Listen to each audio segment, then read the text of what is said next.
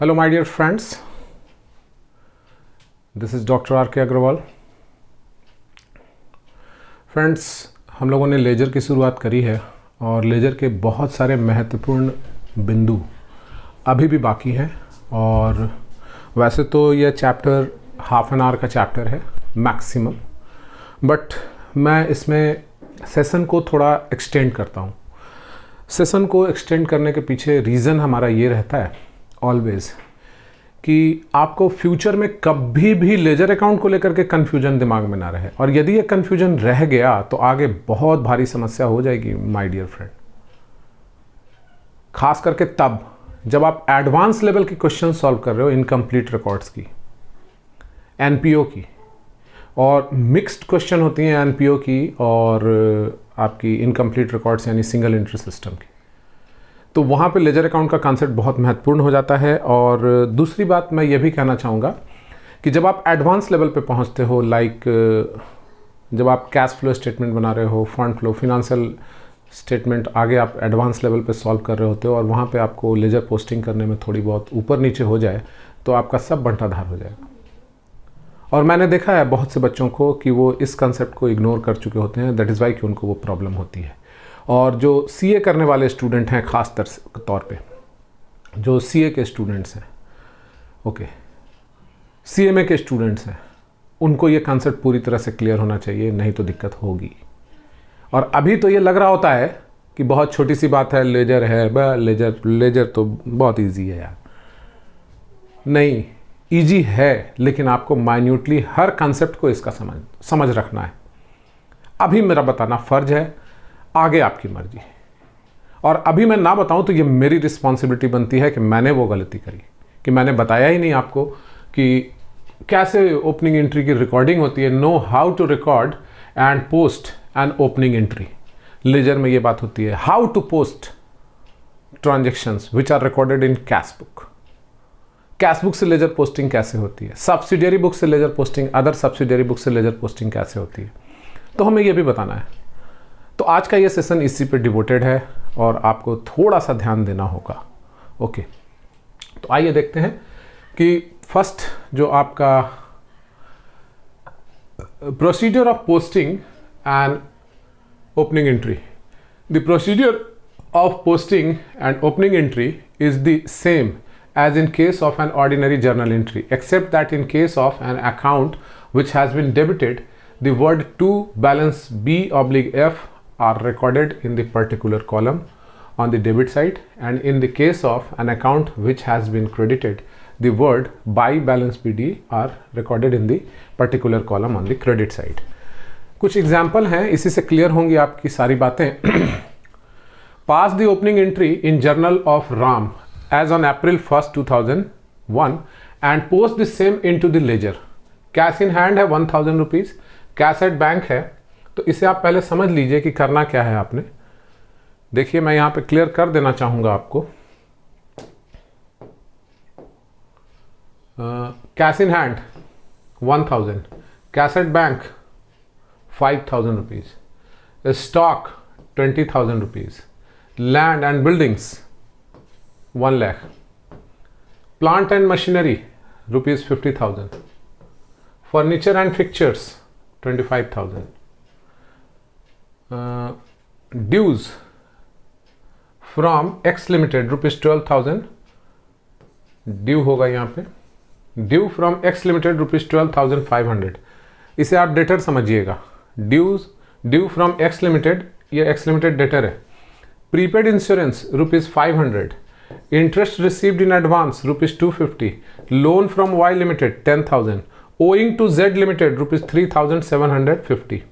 तो ये लाइबिलिटी है, creditor Z Limited creditor, loan from Y Limited liability है, ध्यान दीजिएगा।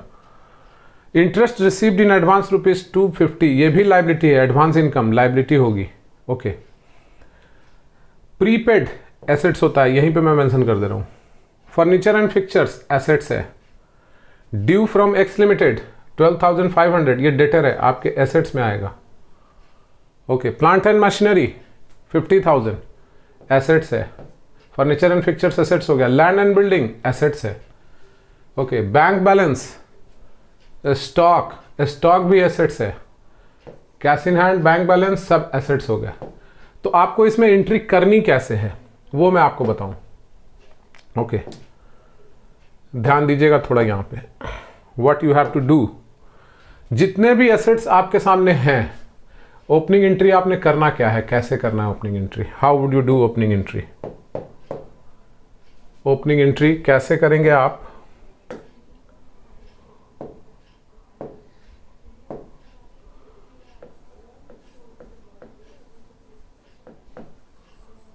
ओपनिंग एंट्री मैं यहां पे करके दिखा दे रहा हूं आपको, और इससे पोस्टिंग भी मैं आपको करके समझाऊंगा। पहले ओपनिंग एंट्री समझ लीजिए कैसे करनी है। ओपनिंग एंट्री तीन तरह से होती हैं, वो मैंने आपको समझा दी है।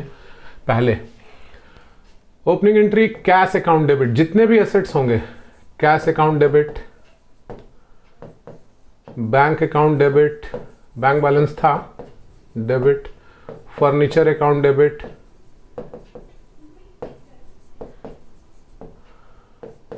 Plant and machinery account debit, plant and machinery भी डेबिट ही होगा, एसेट्स है चूंकि। Okay, debtor account debit, debtor भी था आपके क्वेश्चन में, वो फिगर मैंने लिया नहीं है, आपने लेना है और आपने बनाना है इस तरीके से। ध्यान दीजिएगा, मैं ये समझा रहा हूँ इसलिए कि क्वेश्चन आपके पास जाएगा तो क्वेश्चन तो वैसे भी आपके पास रहेगा, ये सॉल्यूशन भी आपके पास रहने वाला है। तो आपको देख के करना है खुद से कि कहाँ कैश है, बैंक बैलेंस है, फर्नीचर, मैंने उधर मार्क भी किया है, एसेट्स, लाइबिलिटीज़, सारी चीज़ों को मैंने मार्क किया है। ओके, तो cash account debit, bank account debit, furniture account debit, plant and machinery account debit, debtor account debit. Okay, prepaid insurance debit, prepaid insurance था, तो कोई भी प्रीपेड एक्सपेंस हो, prepaid expense will be debited, prepaid expense debit. Okay, अब debit क्या है, outstanding income होगा तो डेबिट, तो डेबिट की लिस्ट लंबी जा रही है, आउटस्टैंडिंग एक्सपेंस भी डेबिट होगा। ओके, अब सवाल है कि क्रेडिट क्या करना है, जो भी अकाउंट आपका क्रेडिट हो उसे आपने क्रेडिट लिखना है। क्या क्रेडिट होगा, all liabilities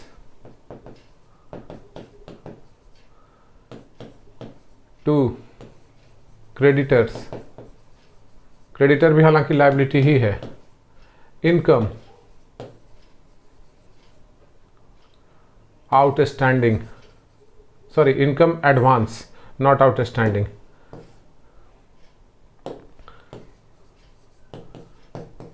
income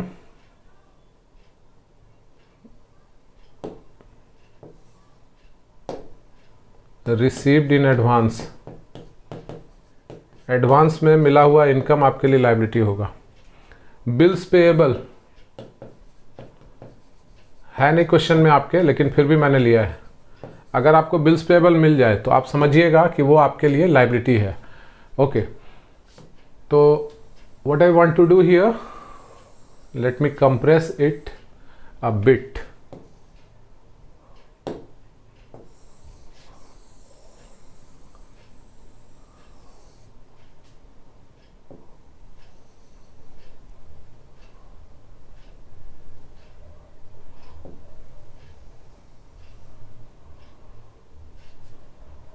Okay, cash debit, bank debit, furniture debit, plant debit, debtor debit, prepaid expense debit, outstanding expense debit, liabilities credit, creditor credit, income received in advance, outstanding expense, outstanding expense ये credit होगा। इसके अलावा आपको capital यहाँ लिखना है, अगर हो तो, नहीं है तो भी निकालना होगा कैपिटल। कैसे, आप डेबिट का टोटल कर लें, क्रेडिट का सारा टोटल कर लें, डिफरेंस जो होगा वो कैपिटल होगा, अगर क्रेडिट साइड सॉर्ट कर रहा है तो, और कैपिटल नहीं है तो। और इस क्वेश्चन में कैपिटल होगा जो आपको क्वेश्चन दिया गया है। तो this is the way of passing an opening entry, and generally that opening entry is passed at the first day of an accounting period. Okay, the first day, the very first day of an accounting period, the opening entry is passed in order to bring down the total assets which was closing balance of the previous year, and it is now becoming the opening balance of the current period. That is why it is called opening entry.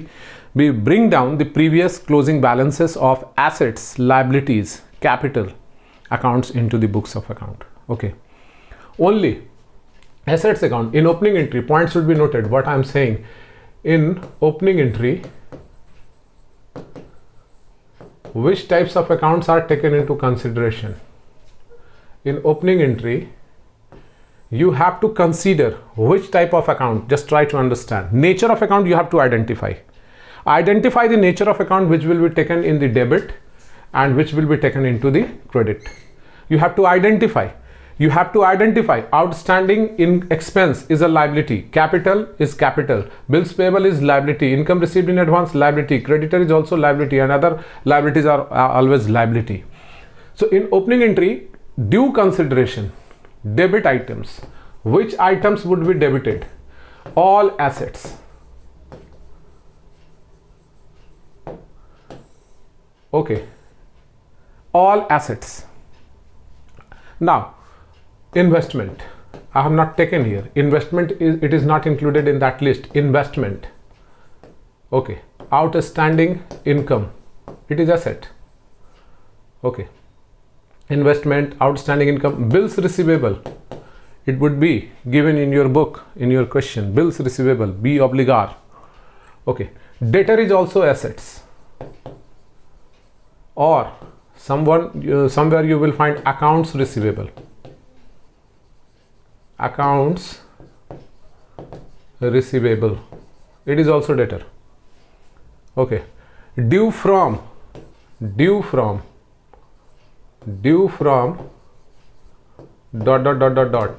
it is debtor. Due from dot or account receivable, all are debtor.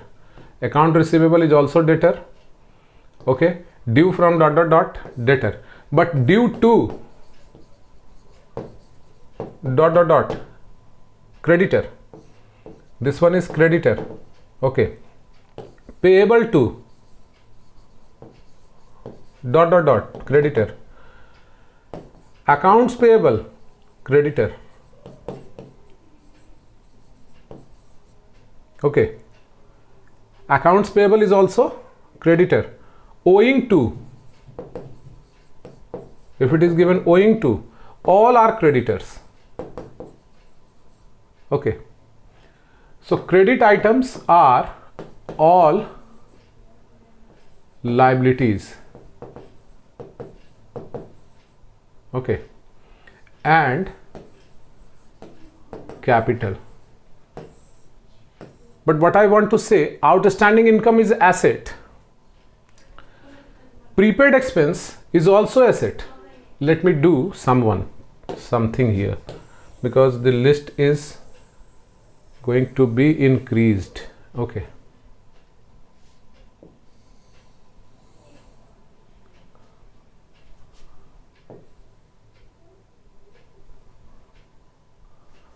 Yeah. So just I would extend now. All assets, debit, all liabilities and capital, credit, investment, debit, outstanding income, debit. But outstanding expense, it is liability. Outstanding income is asset. Okay. But I would say prepaid expense, it is asset.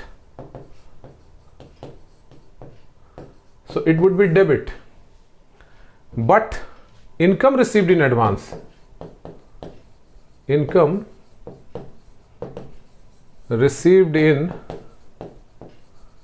advance, it is liability. So just I have drawn a list here through which we can pass an opening entry, and while you are passing an opening entry, you will have to consider these very facts. Okay. So debit item, you all can understand. Credit item, you all can understand. But now the question is how to post the opening entry into the ledger. This is the question. Okay.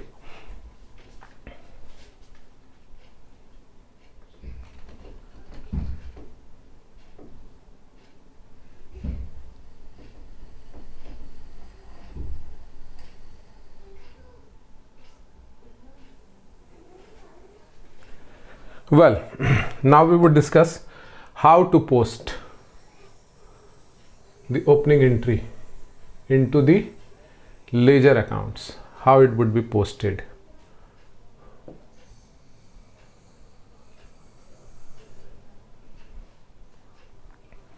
Leave it.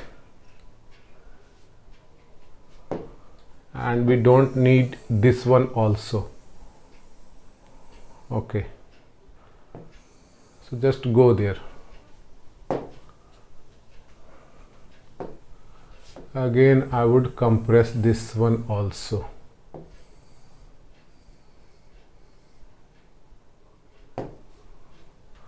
So there is no need. Okay, there is no need of this one.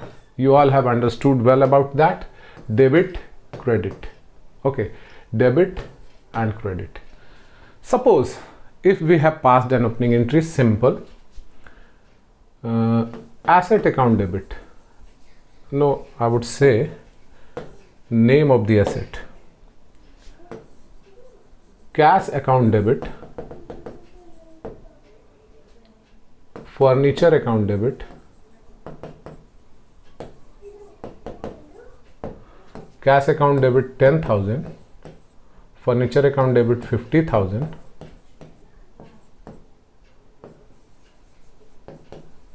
Debtors account debit 20,000 to creditor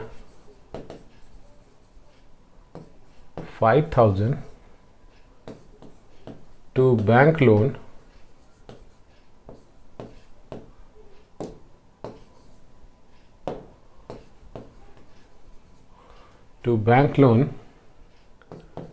10,000, sorry 40,000 to capital. This is opening entry, simple opening entry. What I am doing, just see here, all assets I have taken assets in the debit, all are assets, and all liabilities I have taken in the credit. The liability 45, 50 plus 20 70, 70 plus 10 80, 45. Now creditor I have taken 50, now it is 55, 55 plus 5 60, 25,000 is capital. Okay, all are credit items, all are credit items. Okay, liabilities, assets, liabilities, capital. Okay, so as far as ledger posting is concerned, ledger posting करेंगे कैसे? अब इस cash account को हम लोग laser में कैसे ले जाएं? तो लेजर की प्रिपरेशन करनी होगी आपको. ओके, लेजर की प्रिपरेशन आपने करनी कैसे है वो आप समझ लें. देखिए, सपोज आप कैश अकाउंट बना रहे हो, टी फॉर्म, ये कैश अकाउंट है, मुझे और बड़ा नहीं लेना चाहिए, छोटा ही ले रहा हूं मैं. ओके, और बड़ा नहीं. कैश अकाउंट आप बना रहे हो तो आपने लिखना है बस फर्स्ट डे, यहां डेट डाल दीजिए, टू बैलेंस बीडी. इसकी पोस्टिंग होगी डेबिट में. सिमिलरली अगर आप फर्नीचर अकाउंट बनाने जा रहे हो तो सबसे पहले आप फर्नीचर अकाउंट बनाने से पहले देख लो कि ओपनिंग एंट्री में वो है या नहीं. यस है, तो बस डेबिट में आप इसकी भी लिख लो, टू बैलेंस बीडी. कितनी थी फर्नीचर? 50,000, वो भी आप लिख लोगे. इन दिस सिमिलर मैनर आपका डेटर भी है तो डेटर अकाउंट का नाम होगा, तो जो भी नाम होगा डेटर अकाउंट, डेटर्स अकाउंट जब आपने बनाना है आप डेबिट में लिख लोगे. बाकी कॉलम्स लेजर के जैसे बनते हैं वैसे आपने बनाना है. तो डेटर अकाउंट जब हम लोग करने जा रहे हैं तो ओपनिंग एंट्री से पोस्टिंग कुछ नहीं करनी है आपने, टू बैलेंस बीडी 20,000. अब यही बात आपको थ्योरेटिकल लिखी हुई मिलेगी ना, तो आपको अब समझ में आ जाएगी वो थ्योरेटिकल बातें. लेकिन पहले मैं अगर थ्योरेटिकल सिर्फ आपको पढ़ता और समझाता तो आपको शायद ये बातें समझ में नहीं आती. इट्स वेरी वेरी सिंपल कि कैश, फर्नीचर, डेटर, ये तीनों आइटम डेबिट के थे. हमने किया क्या? हमने तीनों आइटम जो डेबिट के थे उनका अकाउंट खोला, कैश अकाउंट खोला, फर्नीचर अकाउंट खोला, डेटर अकाउंट खोला, और चुपचाप उनको balance BD, balance BD, balance BD, debit वाले को लिए डेबिट में ले लिया. ये डेबिट साइड है. ओके, तो अब सवाल है कि इसकी पोस्टिंग कैसे होगी. तो आपको तुरंत जवाब देना होगा कि सर इसको क्रेडिट में लेंगे, क्रेडिटर अकाउंट खोलेंगे तो क्रेडिट में by balance BD, bank account, loan account खोलेंगे क्रेडिट में बाय बैलेंस बीडी लेंगे, कैपिटल अकाउंट खोलेंगे उसे भी क्रेडिट में लेंगे, बाय बैलेंस बीडी. आइए देखते हैं कैसे खोलेंगे भैया. ओके, तो चलिए देखते हैं. इक्का दुक्का देख लेने में क्या हर्ज है.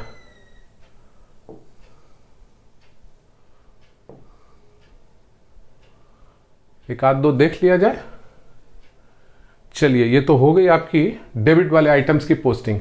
अब क्रेडिट वाले आइटम्स की जहां तक बात है तो क्रेडिटर अकाउंट हमने खोलना है। ये मैं खोला creditor account, creditors account. Creditors account के क्रेडिट में आपकी ले लेंगे by balance BD, how much 15,000। Similarly आपने बैंक लोन अकाउंट खोलना है, बैंक लोन अकाउंट। इसके क्रेडिट में भी आप लिख लेंगे बाई बैलेंस बीडी 40,000। अब बाकी ट्रांजैक्शन जैसे लेजर की पोस्टिंग होती है, मान लीजिए ये ओपनिंग एंट्री हो गई first day of this month, first day of the month हमने ये एंट्री तो कर ली है, ओके। उसके बाद कुछ ट्रांजैक्शन होता है और उसकी जर्नल एंट्री हम लोग करते हैं, तो फिर इस लेजर में आ जाएगी बात। कैश आया, सेल्स, कैश सेल, तो cash account debit to sales अलग एंट्री की गई है। जर्नल ये किया गया, cash debit to sales 15,000 suppose, या 10,000 वट एवर, 10,000 ही मान लीजिए इसको। ये जर्नल किया गया नेक्स्ट डे 4 जनवरी, और ये जो आपने ओपनिंग एंट्री की है वो 1 जनवरी की थी, ठीक है। आपने शुरुआत करनी है फाइनेंशियल पीरियड को जनवरी से, और ये 4 जनवरी की ट्रांजैक्शन हुई। Cash account debit to sales account, इसको मैं अच्छे से कर दूं थोड़ा कायदे से, ताकि आपको अच्छे से समझ में भी आए बात। देखिए 4 जनवरी ट्रांजैक्शन रिकॉर्ड किया गया। क्या रिकॉर्ड किया गया? जर्नल किया गया, cash account debit 10,000 to sales account 10,000। तो इसकी पोस्टिंग अब कैसे करेंगे? नॉर्मल, जैसे प्रीवियस क्लास में आपको मैंने बताया था कि पोस्टिंग कैसे होती है। तो कैश तो डेबिट में है, सेल्स क्रेडिट में है, तो जो डेबिट है, अब अकाउंट कैश का तो खुला हुआ है आपके पास, तो अब आपने जो पोस्टिंग करनी है वो कैसे करनी है वही आपको समझना है यहां पे। तो कैश डेबिट में है, कितना है डेबिट में? 10,000, तो आपने यहां लिखना है फिर से 10,000, ओके। और यहां आप लिखेंगे टू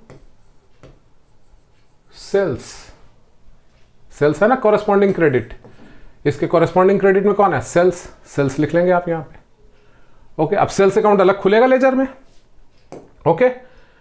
अब सवाल यह है कि एक और ट्रांजैक्शन हुआ, और वो और ट्रांजैक्शन क्या हुआ था, वो दूसरा ट्रांजैक्शन भी देखिए। लोन का रीपेमेंट हुआ, बैंक लोन अकाउंट डेबिट, आपने लोन चुकाया 10,000 रुपए, bank loan account debit to cash account, cash आपने क्रेडिट कर दिया। ये ट्रांजैक्शन मान लीजिए कि 30 जनवरी को हुआ है, सपोज करिए कि ये ट्रांजैक्शन 30 को हुआ है। अब इसकी पोस्टिंग, बैंक लोन तो डेबिट में है, बैंक लोन अकाउंट हमारा खुला हुआ है, अब इसके डेबिट में हम लोग लिखेंगे यहां पे टू कैश 10,000, ओके। और कैश क्रेडिट में है, इसके कॉरेस्पॉन्डिंग डेबिट कैश के क्रेडिट में आइए, और यहां आप लिखिए बाय बैंक लोन 10,000। पोस्टिंग जैसे नॉर्मल होती थी वैसे अब होती चली जाएगी, बस सिर्फ हमें करना यह था कि अकाउंट में लाना था पिछले साल के क्लोजिंग बैलेंसेस को, वो हम लोग बुक्स ऑफ अकाउंट्स में ले आएंगे। कैपिटल अकाउंट भी आपको खोलना होगा, क्रेडिटर और बैंक अकाउंट लोन अकाउंट मैंने खोल दिया था। कैपिटल अकाउंट खोल के भी आप क्रेडिट में लिखेंगे by balance BD. Cash account मैंने खोला, फर्नीचर अकाउंट मैंने खोला, डेटर अकाउंट भी मैंने खोल दिया है। तो कैसे पोस्टिंग करते हैं लेजर ओपनिंग एंट्री की, ये बात आपको शायद समझ में आ गई होगी दोस्तों, ओके। तो मैं आगे बढ़ूंगा। इस क्वेश्चन को अब आपने सॉल्व करना है। फिर से देख लीजिए, pass the opening entry in journal of Ram as on April 1st, 2001 and post the same into the ledger. Cash in hand rupees 1,000, cash at bank rupees 5,000, stock of rupees 20,000, land and buildings rupees 50,000, furniture and fixtures rupees 25,000, due from, not wings, due from, यहाँ due लिखिएगा, due from X Limited rupees 12,500, prepaid insurance rupees 500, assets है, interest received in advance 250, liability है, loan from Y Limited 10,000, owing to Z Limited 3,750, ये creditor है, और difference जो आएगा वो कैपिटल करना है। ये एंट्री आपको करके मेरे को दिखानी है, और लेजर पोस्टिंग भी करके फोटो खींच के आपको देना है। चलिए जी, बैलेंसिंग। अब इस बात को समझते हैं, ये भी बड़ा सिग्निफिकेंट मैटर है। ये इतना सिग्निफिकेंट मैटर है, you can't understand right now. After posting into the ledger, the next stage is to ascertain the net effect of all the transaction posted to an account। Net effect निकालना। अब ये net effect का मतलब क्या है, ये भी आपको समझाना पड़ेगा मेरे को। देखिए बैलेंसिंग ऑफ, ये मैं अभी बताऊंगा आपको, ठहर जाइए। Balance of an account, balance of an account is the difference between the total of debit and total of credit appearing in an account. It signifies the net effect of all transactions posted to that account during a given period. It may be a debit balance or a credit balance or nil balance depending upon whether the debit total or credit total is higher। कौन सा total higher है या smaller है, तभी difference होगा, और difference को ही हम लोग बैलेंस कहते हैं। ठीक है, अगर डिफरेंस डेबिट का टोटल ज़्यादा है तो डेबिट बैलेंस, इसे भी समझ लेते हैं। देख लीजिए, पहले इसको भी समझ लीजिए, इस पॉइंट को।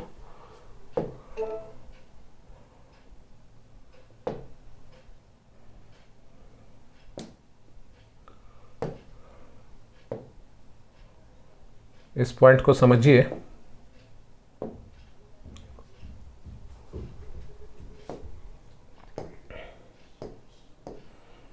देखिए, हमने यहाँ पे एक अकाउंट बनाना है,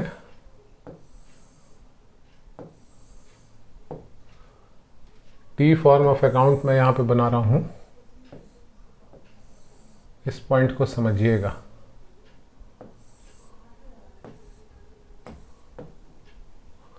ट्रांजैक्शंस भी रिकॉर्ड कर दे रहा हूं मैं।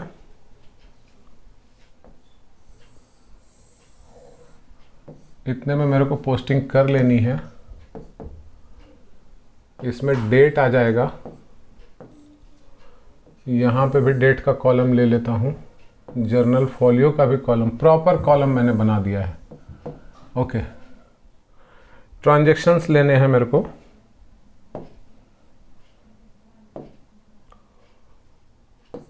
Ram debit to sales, Ram debit 50,000 to sales 50,000।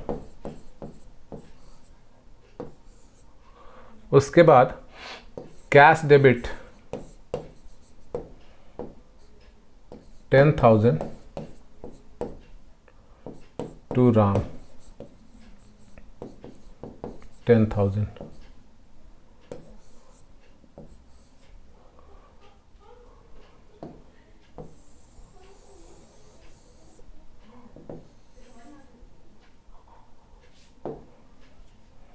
Number 3, number 1, number 2, number 3, Ram debit 20,000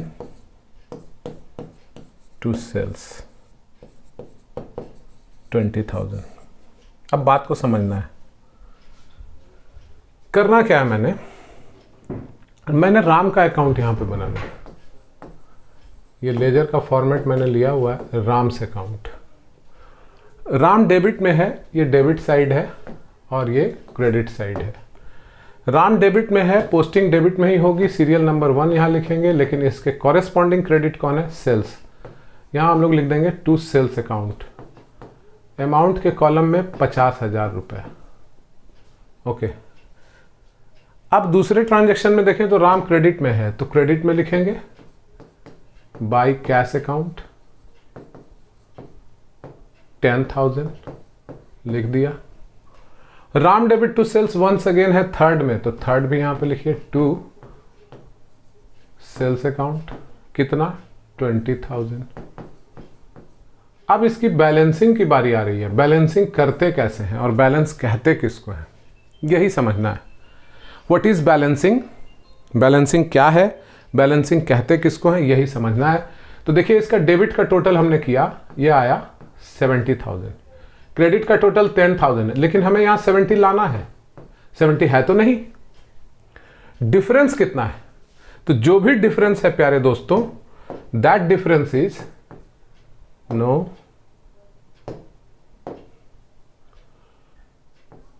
bye balance CD 60,000 balance, 70,000 debit में और क्रेडिट में 10,000, तो ये 60,000 का बैलेंस है। अब क्या है कि बैलेंस का मतलब क्या होता है, हम लोग एक बार समझें। Balance of ledger account is equal to what, is equal to difference in the total of, difference in the total of debit and credit side, difference in the total of debit and credit sides amount column, amount column की जो difference है, balance of ledger account is equal to what, difference. एक शब्द में भी answer हो सकता है कि बैलेंस का मतलब क्या, डिफरेंस, एंड यही वो बैलेंस है। ठीक है जी, balance of ledger account is equal to difference, difference in the total of debit and credit side amount column, amount column, difference in the total of debit and credit, debit और credit side जो amount column के हैं उनका difference ही balance है। अब ये balance हमारा debit balance है कि क्रेडिट बैलेंस है, ये भी जानना है आपने। Debit balance is equal to what, debit excess, debit का टोटल ज्यादा तो डेबिट बैलेंस, क्रेडिट बैलेंस कब कहेंगे, क्रेडिट एक्सेस होगा तो। मैंने देखा बहुत से बच्चे इसमें कंफ्यूज करते हैं, अगर उनसे पूछ दो कि डेबिट बैलेंस क्या है तो वो बोलते हैं कि वगैरह वगैरह। ठीक है, सिंपल सी बात है, ट्राई टू अंडरस्टैंड। यहां का टोटल कितना था बेटा, 70, यहां का टोटल कितना था 10, बैलेंस कितना लिखा हमने 60। तो अब देखा जाए तो ये 50 और 20 70 डेबिट का टोटल था, 10 क्रेडिट का है, तो ये डेबिट का ही है ना। इसे हम लोग अगले फाइनेंशियल पीरियड या अगले मंथ में कैरी फॉरवर्ड करते हैं और उसे हम लोग इस प्रकार लिखते हैं, to balance brought down BD 10,000। CD मतलब कैरिड डाउन, BD मतलब brought down. Is it clear? तो अब क्रेडिट बैलेंस का मतलब भी सिंपल है कि अगर क्रेडिट का टोटल ज्यादा तो क्रेडिट बैलेंस, क्रेडिट बैलेंस होने के लिए क्या होगा, क्रेडिट साइड का टोटल, क्रेडिट साइड का टोटल डेबिट साइड से, डेबिट साइड के टोटल से ज्यादा। ये लो भैया, हिंदी में आ गई बात। अब डेबिट बैलेंस के बारे में मैं नहीं आपको बताने वाला हूं कि डेबिट बैलेंस मतलब डेबिट एक्सेस, तो अब वहां पे तुम खुद समझो कि क्या होगा कि डेबिट साइड का टोटल क्रेडिट साइड के टोटल से ज्यादा। क्लियर होगी बात? तो डेबिट बैलेंस और क्रेडिट बैलेंस में आपको कंफ्यूजन नहीं होना चाहिए। अब जो बात ये थी कि भाई राम का अकाउंट जो बनाया, ये ट्रांजैक्शन से क्लियर कट पता नहीं चल पा रहा था कि राम हमारा डेटर है कि क्रेडिटर है, कितना लेना है कितना देना है, लेकिन ये प्रॉम्प्ट आंसर देगा कि 60,000 जो हमने डेबिट बैलेंस लिया है, तो यहां हम अब कह सकते हैं कि राम इज डेटर। रीजन, कारण, राम क्यों डेटर है, Ram is debtor for rupees 60,000। क्यों कह सकते हैं, why, what's the reason behind it? The reason is that कि किसी भी व्यक्तिगत खाता यानी पर्सनल अकाउंट, राम का अकाउंट पर्सनल अकाउंट है, किसी भी पर्सनल अकाउंट का डेबिट बैलेंस आता है तो वो डेटर होगा। Okay, except drawings. Is it clear? तो ये डेटर है, ठीक है ना। अगर यही क्रेडिट बैलेंस आता तो क्रेडिटर होता। तो यही छोटी सी बात है जिसको कि आपने समझना है, और मेरे ख्याल से आप ये बात समझ चुके हो। तो मैं आगे बढ़ूं। अब यहां से आप कैश का भी अकाउंट बना सकते हो, सेल्स का अकाउंट भी बना सकते हो। तो सेल्स में 50,000 एक बार आया, 20,000 एक बार आया, सेल्स का क्रेडिट बैलेंस आ जाएगा 70,000। लेजर आपको बनाना है। ओके, तो अब देखो इस थ्योरी पर आ जाओ। मैं प्रैक्टिकल थ्योरी साथ साथ लेके चल रहा हूं। बैलेंस ऑफ एन अकाउंट, फिर से अब देखो, balance of an account is the difference between the total of debit and the total of credit appearing in an account, it signifies the net effect of all transactions posted to that account during a given period. It may be a debit balance or a credit balance or nil balance depending upon whether the debit total or credit total is higher. तो अब इस बात का मतलब आप लोगों को समझ में जरूर आना चाहिए कि इस पूरे पारा का क्या मतलब है, वो मैंने आपको इलैबोरेट कर दिया है. नाउ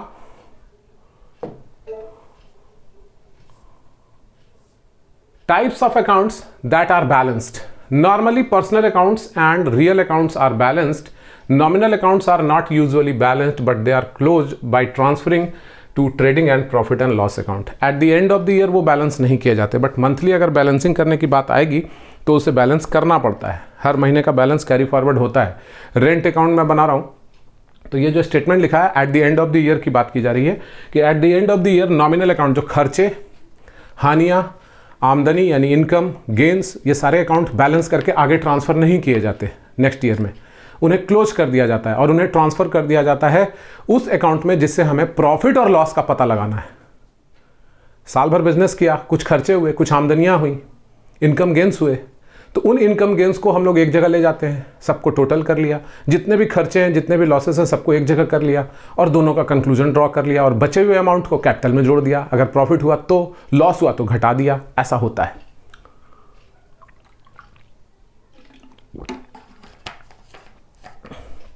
तो माय डियर फ्रेंड्स, ये आपको trading and profit and loss account की बात आपको बाद में बताई जाएगी. सिग्निफिकेंस ऑफ बैलेंसिंग में मैंने अभी आपको बताया कि balancing of an account is necessary to ascertain the net effect of all transactions posted to that account during a given period.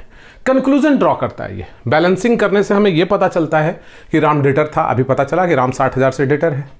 इतना ही नहीं है, और भी इसके सिग्निफिकेंसेस हैं. मैं आपको वो बताऊं कि इसके सिग्निफिकेंसेस क्या हैं, बैलेंसिंग की सिग्निफिकेंसेस, वो जरा आप ध्यान से देखेंगे. What are the significance of balancing? Okay,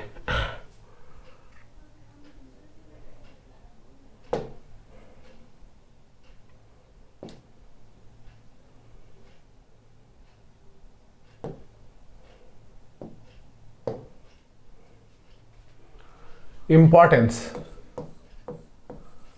simple word में कहा जाए, importance of balancing to a ledger account.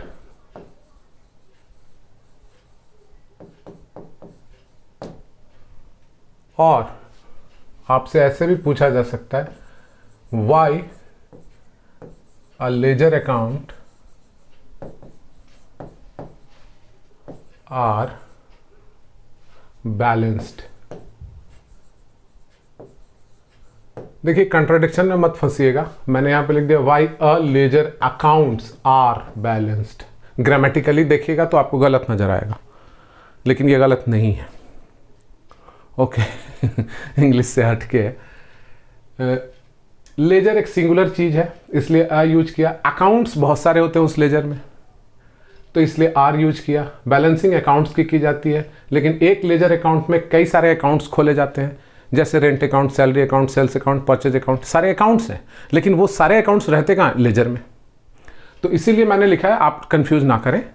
अगर आपको कोई क्वेश्चन हो रहा होगा, क्योंकि बहुत सारे स्टूडेंट, क्या सारे स्टूडेंट लगभग सीबीएसई बोर्ड वाले हैं, तो उनको थोड़ी सी प्रॉब्लम हो रही होगी. और आप लोगों से मैं कहना चाहूँगा कि आप लोगों ने इंग्लिश क्लासेस अभी तक ज्वाइन नहीं की है तो ज्वाइन करिए. बैचेज के लिए आप रिक्वेस्ट सेंड करिए, आपको इंग्लिश की क्लासेस भी मिलने वाली हैं.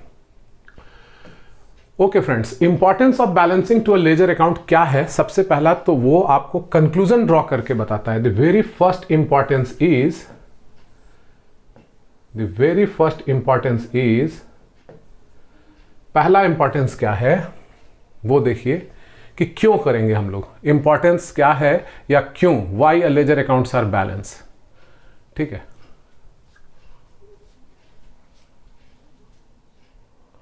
पहला, it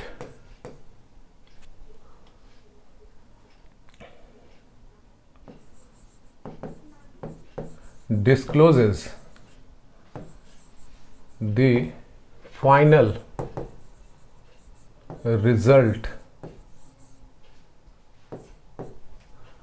of a series of transactions, series of transactions relating to a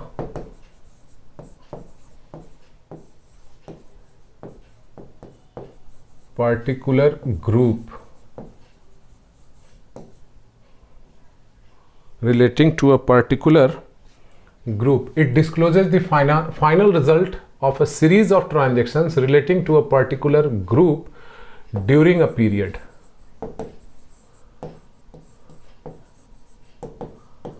During a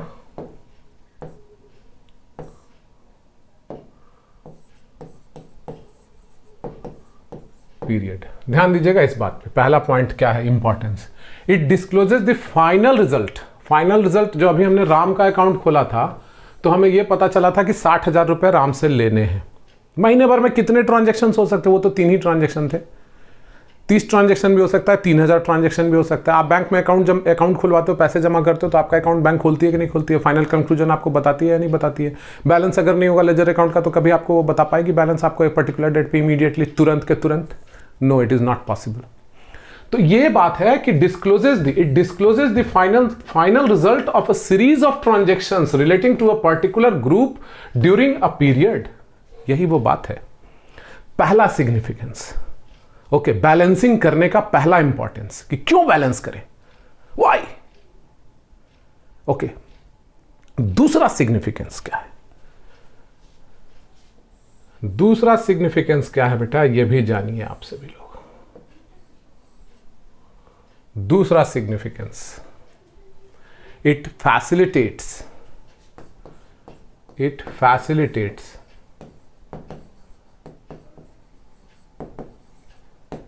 in testing the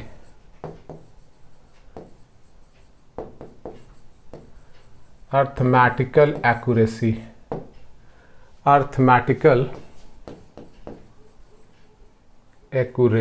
of the ledger।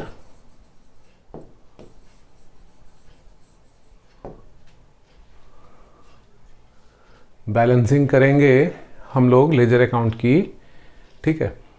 तो अब ये कैसे अर्थमेटिकल एक्यूरेसी लेजर की टेस्ट करने में मदद करता है भैया? क्योंकि जब बैलेंसिंग की जाती है तो ट्रायल बैलेंस एक स्टेटमेंट बनाया जाता है। It facilitates in testing the arithmetical accuracy of ledger by preparing trial balance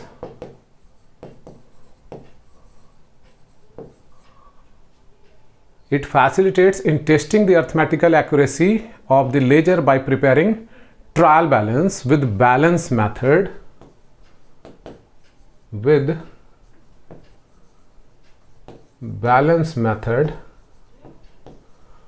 which is most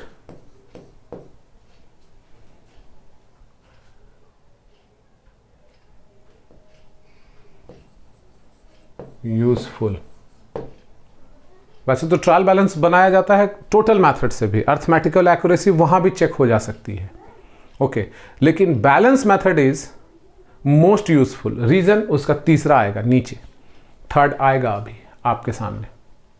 okay, तो मैं थर्ड पॉइंट पे जाऊं उससे पहले मुझे थोड़ा सा मौका दीजिए कि मैं इसे आपके लिए कंप्रेशन में डाल दूं। ओके, चल जा बेटा, कंप्रेस हो जा। ये हो गया साहब, बहुत है, इससे ज़्यादा मेरे को ज़रूरत नहीं, और आपको विजिबिलिटी भी क्लियर मिल रही होगी। It discloses the final result of a series of transactions relating to a particular group during a period. It facilitates in testing the arithmetical accuracy of the ledger by preparing trial balance। इस topic पे मैं आगे जाऊंगा, trial balance भी आपका शामिल है। Okay, अभी आगे धीरे धीरे ट्रायल बैलेंस पे भी मैं मूव करूंगा, घबराइएगा मत। With balance method which is most useful. अब तीसरा सिग्निफिकेंस इसका क्या है वो भी आप जानिए। Third significance, the third significance is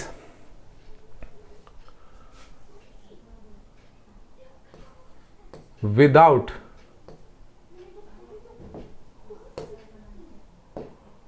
balancing, direct मैं लिख दे रहा हूं, balancing makes possible, balancing makes possible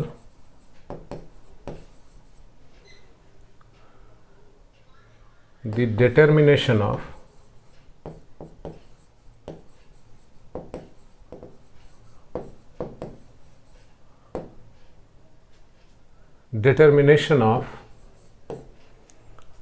true and fair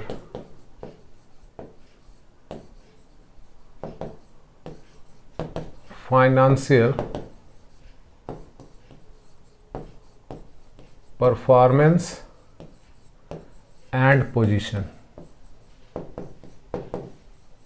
okay, balancing possible बनाता है। अगर लेजर अकाउंट की बैलेंस ही नहीं होगी तो हम लोग कभी भी फाइनेंशियल स्टेटमेंट नहीं बना पाएंगे। वी नीड बैलेंसेस, और ना तो हमारा बैलेंस शीट कभी तैयार हो पाएगा और ना ही कभी हम सही प्रॉफिट और लॉस, परफॉर्मेंस कहने का मतलब true and fair financial performance यानी प्रॉफिट लॉस, पोजीशन यानी आर्थिक स्थिति, ये दोनों नहीं पता चल पाएगा अगर हम लेजर की बैलेंसिंग ना करें तो दोस्तों ये लेजर की बैलेंसिंग की सिग्निफिकेंस की बात मैं कर रहा हूँ, और ये आपको कहाँ ले जा रहा है, दो दिशाओं में ले जा रहा है।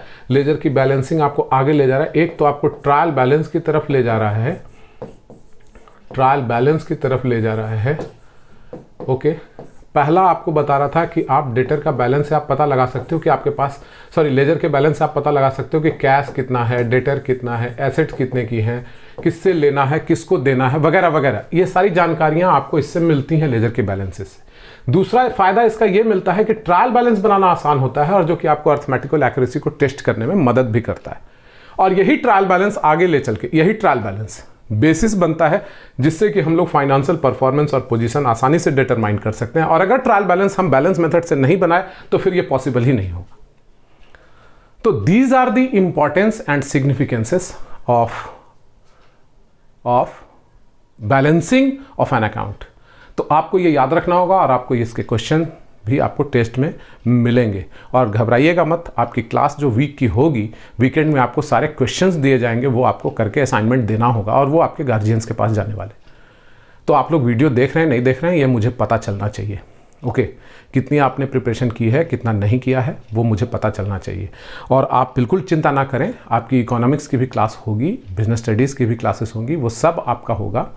सो आप लोग बिल्कुल चिंता ना करें, सब कुछ होंगी क्लासेस में आपकी। ओके, आगे मैं बढ़ रहा हूँ। तो ये तो थी बात जिसमें कि मैंने की सिग्निफिकेंस ऑफ बैलेंसेस की, बैलेंसिंग की सिग्निफिकेंस की। प्रोसीजर ऑफ बैलेंसिंग ये तो आपने समझ लिया है, थ्योरेटिकली लिखा है यहाँ पे कि make a total of both the debit amount column and credit amount column separately and ascertain the difference in two total, debit का टोटल और क्रेडिट का total. If the debit side total exceeds the credit total, put such difference on the credit side in credit amount column, write the date on which balancing is being done on the date column and the word by balance CD in the particular column। मैंने practically इसे करके बता दिया। अब यहाँ if the credit side total exceeds debit side total, put such difference on the debit side in the debit amount column, write the date on which balancing is being done in the date column and the word to balance CD in particulars column। तो ये भी मैंने आपको करके दिखा दिया है दोस्तों। येलो पेज है, येलो पेज आप समझ रहे होंगे। Step 3, make a total of both the debit amount and debit amount column and credit amount column and put the total on the both side and draw double line immediately beneath the total, मतलब total के नीचे double line कर दीजिए। ये सारी process आपको करके मैं दिखा चुका हूँ। Enter the date of beginning of next period in the date column and bring down the debit balance on the debit side along with the word to balance BD in particular column. ये भी मैंने balance carry forward करके दिखा दिया है आपको। And the credit balance on the credit side. तो ये आपकी आज की जो बातें थी वो इतनी थी कि बैलेंसिंग कैसे करनी है और प्रोसीजर ऑफ बैलेंसिंग क्या होगी, सिग्निफिकेंस ऑफ बैलेंसिंग पे मैंने बात कर ली। ठीक है जी। टाइप्स ऑफ अकाउंट जिसको कि बैलेंसिंग करते हैं, किसकी बैलेंसिंग नहीं करते, बैलेंस ऑफ एन अकाउंट क्या होता है। ओके, और ये भी आपने समझ लिया होगा। और साथ ही साथ इलस्ट्रेशन 1 में जो मैंने बात की थी ये आपके होमवर्क में बात होगी। इलस्ट्रेशन 1 जो है ये आपका होमवर्क है। ओके, तो मेरे ख्याल से आपको लेजर पोस्टिंग में आप प्रॉब्लम नहीं होनी चाहिए। लेजर चैप्टर में आपको प्रॉब्लम नहीं होना चाहिए, प्रैक्टिकल क्वेश्चन आपको सॉल्व करना चाहिए। और एक छोटी सी बात रह गई थी, वो भी मैं आपको अभी क्लियर कर देना चाहूँगा, जाते जाते मेरे को ये दिमाग से निकल गई थी बात, वो मुझे बतानी है आपको कि कैशबुक से पोस्टिंग कैसे करते हैं। कैशबुक मैंने आपको बताया नहीं है शायद, तो कैशबुक से पोस्टिंग कैसे करते हैं, लेकिन मैं बता देता हूँ कि कैशबुक एग्जैक्टली होता क्या है। आप देख लीजिए, सब डिवीजन ऑफ जर्नल मैंने पढ़ा ही नहीं आपको। Sub division of journal ledger के बाद मुझे सब डिवीजन ही करना पड़ेगा, तब मैं ट्रायल कर पाऊंगा। ओके, तो लेजर के बाद मुझे सब डिवीजन ऑफ जर्नल पे जाना पड़ेगा, purchases book, sales book, purchase return, bill receivable, bill payable, सब पे बात करनी होगी मेरे को। और कैश बुक, फिलहाल आप समझिए यहाँ पे कि कैश बुक होता क्या है। What is cash book? देख लीजिए, ये सिंपल सी चीज है कैश बुक। ये कैश अकाउंट मत समझिएगा इसको, ये जर्नल और लेजर दोनों होता है। कैसे और क्यों ये मैं डिस्कस करूंगा आपसे।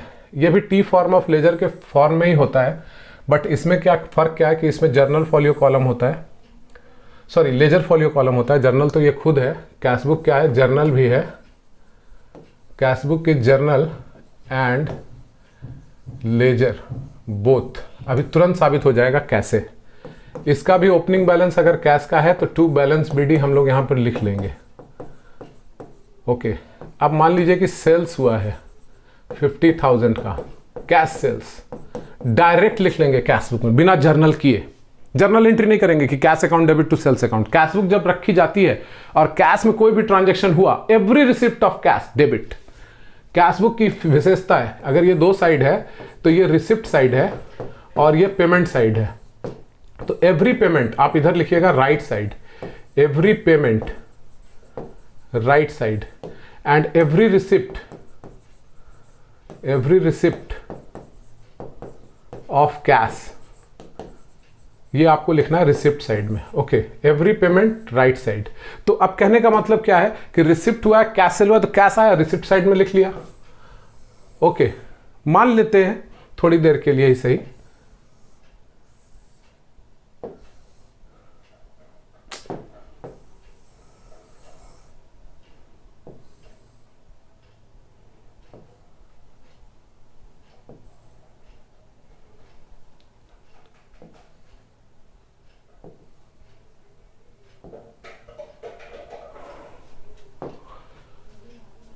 देखिए बैलेंस बीडी 10,000 है, सेल्स अकाउंट 50,000 है, ठीक है। क्यों सेल्स अकाउंट यहाँ 50,000 है? कैश आया है, this is receipt side, this one is payment side. अब मान लीजिए परचेजेज हमने किया, गुड्स कैश में खरीदा है, बाई परचेजेज, मैंने रेंट भी दी है, रेंट अकाउंट भी दिया, परचेज अकाउंट किया मैंने 20,000 रुपये का गुड्स खरीदा, रेंट हमने 20,000 रुपये दे दी है। ओके, तो ये पेमेंट हुआ है, रिसिप्ट हमारा ये महीने भर का मान लो यही हुआ है, बस सपोज इतना ही हुआ मेरे को। तो अब तो बैलेंस बचेगा ना भैया, कुछ तो बैलेंस बचेगा मेरे पास। तो 60,000 रुपीज का मेरा टोटल था। ओके, यही डबल कॉलम देने की बात कही जा रही थी। लेजर की तरह इसकी भी बैलेंसिंग की जाती है, कैश बुक की भी। तो 50 और 10 60, और यहाँ टोटल 40, तो बचा कितना मेरे को 20 के लिए हम वैसे ही लिखेंगे बैलेंस CD। तो ये तो ऑलमोस्ट कैश अकाउंट हो ही गया। तो कैश बुक लेजर भी है। जर्नल क्यों है? क्योंकि ट्रांजैक्शन फर्स्ट टाइम यहां रिकॉर्ड किया गया, सेल्स हुआ था डायरेक्ट लिखा, परचेज हुआ डायरेक्ट लिखा, रेंट दिया डायरेक्ट लिखा, जर्नल नहीं किया हमने। और डायरेक्ट लेजर अकाउंट बनाएंगे, किसका? रेंट का लेजर बनाएंगे, परचेज का लेजर बनाएंगे, सेल्स का लेजर बनाएंगे। ओके, कैश का लेजर बनाने की जरूरत नहीं है क्योंकि कैश बुक अपने आप में कैश अकाउंट भी है। अब देखिए लेजर अकाउंट कैसे बनाएंगे आप, हाउ वुड यू प्रिपेयर। यहां देखिए सेल्स अकाउंट आप बनाने जा रहे हो, ध्यान देना। तो सेल्स कैश बुक के किधर लिखा है? रिसिप्ट में। अब आप लिखोगे किधर? इधर क्रेडिट में। ये क्रेडिट, ये डेबिट, यानी कि कोई भी आइटम जो यहां लिखा है कैश बुक के रिसिप्ट साइड में लिखा है तो उसकी पोस्टिंग होगी क्रेडिट साइड में। लिखेंगे इधर बाय कैश, हाउ मच, 50,000, ये हो गई पोस्टिंग। अब लिखा है परचेजेज, तो परचेजेज अकाउंट से आप परचेजेज अकाउंट में पोस्टिंग कैसे करोगे? अब ये कैश बुक के किस साइड है? पेमेंट साइड, तो इसकी पोस्टिंग किधर होगी? डेबिट में, ये डेबिट साइड है। To cash 20,000। अब रही बात कि रेंट अकाउंट आपने खोलना है। लेजर में रेंट अकाउंट खोला मैंने, ये रेंट अकाउंट खोल दिया अलग, ठीक है। टी फॉर्म जानबूझकर मैं ले रहा हूं, पूरा कॉलम में नहीं बना रहा, ध्यान देना आप, पूरा कॉलम में नहीं बना रहा हूं। अमाउंट का कॉलम जो वो कॉलम वो मैं नहीं कर रहा हूं। रेंट किधर लिखा है? कैश बुक के पेमेंट साइड किधर लिखेंगे? डेबिट में। किधर? इस साइड। क्या लिखेंगे? To cash 20,000। तो कैश बुक से लेजर पोस्टिंग करना बेहद आसान है। बस आपने देखना है कि कैश बुक में अगर इधर लिखी है बातें अकाउंट, तो जो भी अकाउंट, अब सेल्स इधर लिखा है तो सेल्स अकाउंट मैं खोल रहा हूं तो क्रेडिट में लिखूंगा। अब यदि मैं परचेजेस की बात कर रहा हूं, परचेजेस अकाउंट यहां लिखा है, पेमेंट साइड है, अब इसकी लेजर खोल रहा हूं मैं, तो लेजर अकाउंट खोलते वक्त हम लोग क्या करेंगे? उसके डेबिट में पोस्टिंग करेंगे।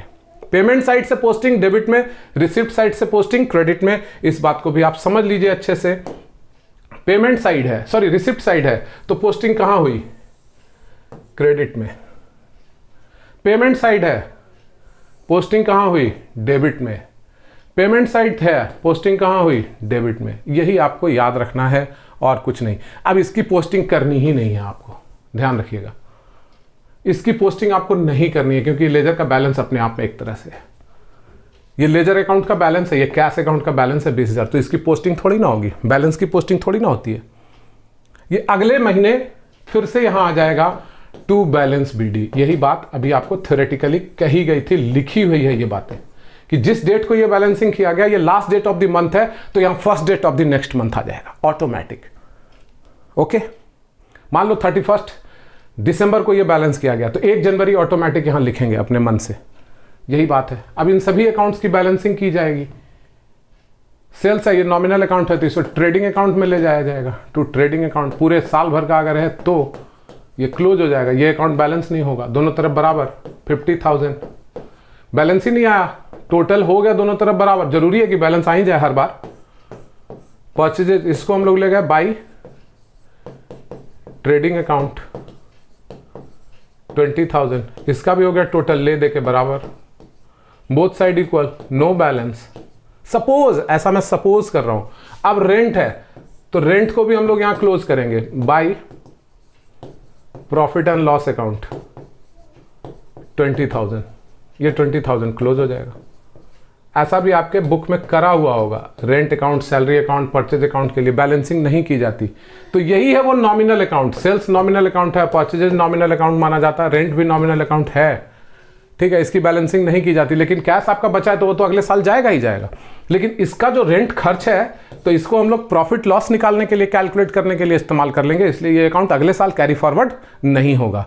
अकाउंट जो कैरी फॉरवर्ड होता है उसकी बैलेंसिंग होती है, अगर बैलेंस कुछ बचा है तो उसे अगले साल ले जाया जाता है, और वो है एसेट्स, लायबिलिटीज, कैपिटल, ठीक है, डेटर, क्रेडिटर, इसको हम लोग कैरी फॉरवर्ड करते हैं क्योंकि उसका संबंध आने वाले साल से होता है, करंट ईयर में खत्म नहीं हुआ वो।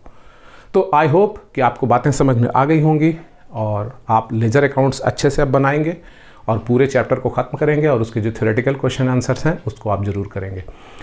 दोस्तों, मैंने आज आपका ज़्यादा समय लिया है, बहुत बहुत धन्यवाद इतनी देर टॉलरेट करने के लिए। आपका दिन शुभ हो, बाय बाय।